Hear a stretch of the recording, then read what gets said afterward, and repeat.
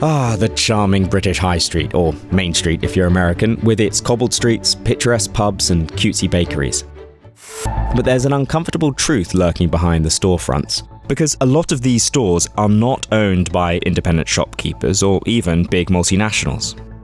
Instead, they're controlled by private equity investors.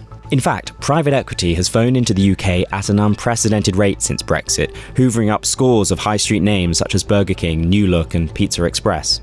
This is a story about the private equity raid on some of the best-known high street companies in the UK in the aftermath of both Brexit and the COVID-19 pandemic. Now, as the UK adjusts to new economic realities, the private equity boom could pose a problem for the future of the British high street and the millions of people who work on it. Because most private equity is dependent on one thing: debt.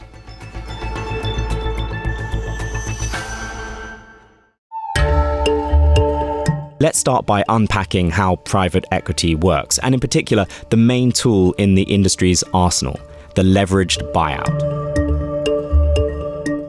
Okay, so imagine you want to buy a little shop for, say, £500,000.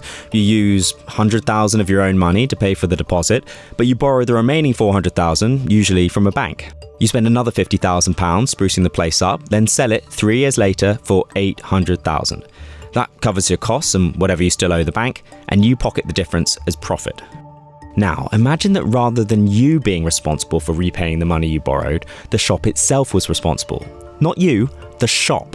You can walk off into the sunset with all the proceeds of the sale. The shop's new owner now has to find a way of repaying what you borrowed.